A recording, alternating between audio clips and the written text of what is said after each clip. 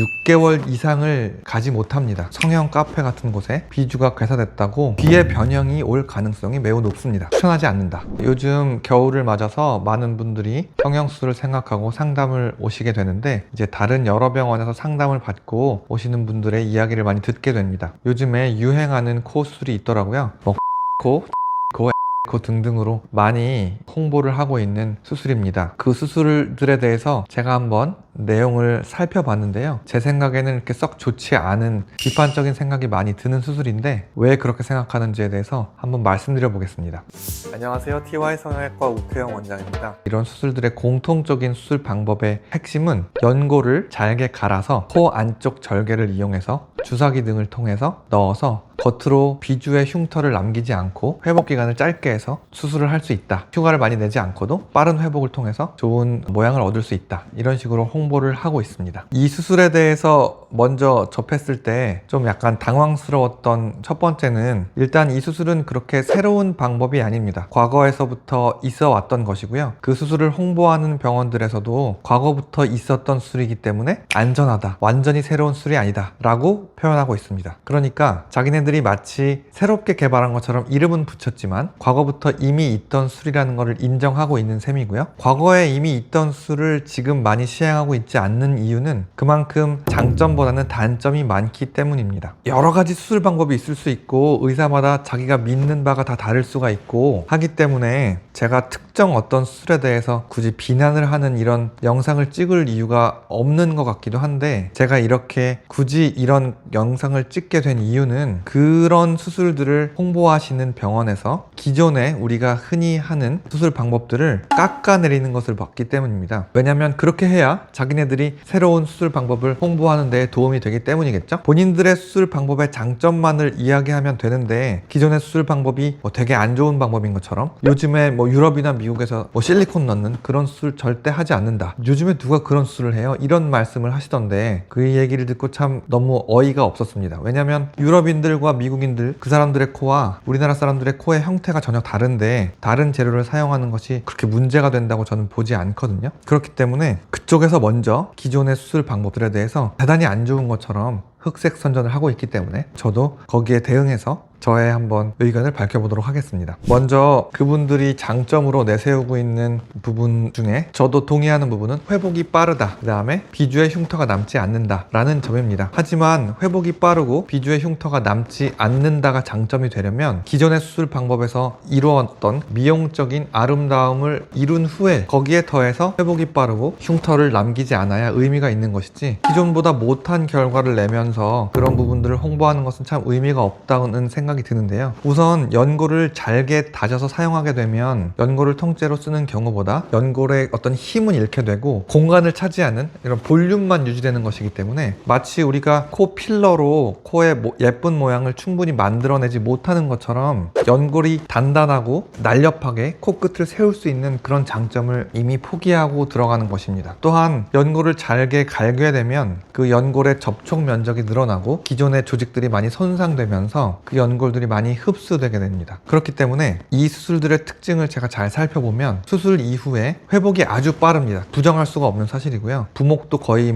아주 짧게만 돼도 되고 비주의 흉터도 남지 않고 주말에 수술하고 바로 복귀할 수 있을 만큼 회복이 빠른데, 그렇기 때문에 초기의 만족도가 아주 높습니다. 하지만 그 모양이 제가 생각했을 때 한 6개월 이상을 가지 못합니다. 일단 연골이 흡수되면서 높이가 유지가 되지가 않고 낮아지게 되고요. 초기에는 그 미세하게 있던 붓기에 의해서도 코가 좀 높아 보이는데 그 붓기마저도 빠지게 되면서 코의 형태가 유지가 되지 않습니다. 그리고 연골이 불규칙하게 흡수되면서 울퉁불퉁한 그런 형태를 띠게 됩니다. 물론 살짝 울퉁불퉁한 것이 요즘에는 좀 오히려 자연스럽다고 볼 수도 있겠지만, 전반적으로 코의 형태가 예쁘게 유지되면서 울퉁불퉁한 것이 아니라 거의 원래 상태로 되돌아가 버리면서 코가 유지가 되지 않기 때문에 첫 번째로 그런 단점이 있습니다. 두 번째로는 잘게 간 연골을 이용해서 모양을 어떻게든 내기 위해서 이 수술하시는 분들이 어떠한 방법을 수술을 하게 되냐면 피부를 두껍게 들지 못하고 피부를 매우 얇게 들게 됩니다. 왜냐하면 이렇게 힘이 없는 무른 조직으로 조직을 밀어 올려야 되기 때문에 피부를 얇게 박리하게 되는데, 그런 과정에서 피부가 혈류가 안 좋아지게 되고 그로 인해서 피부가 괴사되는 문제가 발생하게 됩니다. 가장 대표적으로 비주가 안쪽으로 쏙 꺼진 그런 것을 해결하기 위해서 기존의 방식대로 수술을 하지 않고 갈아 넣은 연골로 비주 쪽에 피부를 얇게 박리하고 거기에 연골을 강한 압력으로 밀어 넣다가 비주 괴사가 된 케이스를 아시는 분들은 아실 거예요. 관련해서 여기저기 찾아보다 보면 성형 카페 같은 곳에 비주가 괴사됐다고 올라온 글이 있으니까 한번 찾아보시면 좋을 것 같고요. 비중격 연골이나 기증 늑연골을 갈지 않고 그 연골의 단단함을 이용해서 아래쪽으로 쭉 밀어내주는 그런 형태로 수술을 하지 않고 갈아 놓은 연골로 물렁물렁한 그런 바스라지는 연골로 형태를 내기 위해서 비주 피부를 얇게 박리하고 거기에 연골을 밀어 넣다가 쑤셔 넣다가 괴사가 된 케이스가 있습니다. 그런 문제가 발생할 수 있기 때문에 그 수술을 생각하시는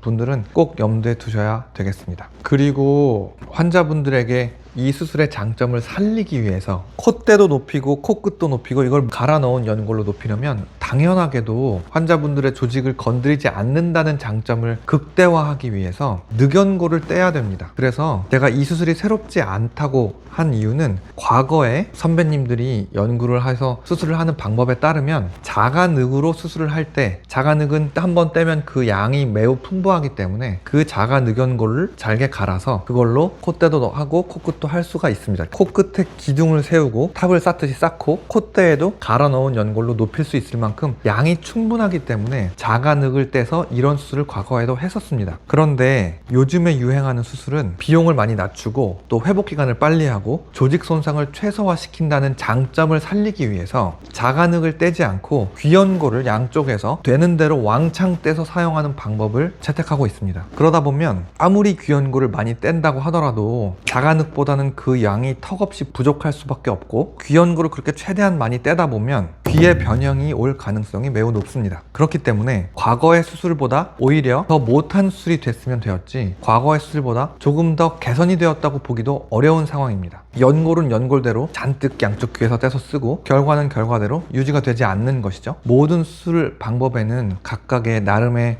효과가 있고 각각 맞는 적응증이 있고 그 수술을 받아서 좋은 분들이 있다고 생각을 하지만, 요즘에 유행하는 이런 형태의 수술은 대부분의 경우에 좋은 결과를 얻을 수도 없을 뿐더러 오히려 채취한 부위에 귀의 변형이나 이런 부분들을 가져올 수 있기 때문에 추천하지 않는다, 이렇게 말씀드리고 싶습니다. 세상에 완벽한 수술 방법은 없습니다. 흔히 하는 것처럼 비중격 연골, 귀연골, 그 다음에 실리콘 보형물을 이용해서 수술을 하게 되면 당연히 실리콘 보형물을 넣기 때문에 염증이나 이런 부분에 있어서 자유롭지 못하고 조금 비쳐 보인다거나 이런 부담감이 들 수 있는 것이 사실이고, 그걸 피하기 위해서 실리콘 보형물을 자가 조직으로 대체를 하려고 하다 보면 또 자가 늑연골을 떼야 되고, 그러다 보면 비용도 올라가고 또 자기 늑연골을 떼는 게 있어서 통증이나 뗀 자리에서 생길 수 있는 문제점들이나 이런 부분들이 있기 때문에 또 부담이 되고, 콧대 필러 같은 경우에 간단하게 코가 예뻐질 수 있는 대신에 코끝이 모양이 예쁘게 만들 수는 없고, 이런 식으로 각각 장점이 있고 단점이 있는 수술입니다. 제가 이제 코나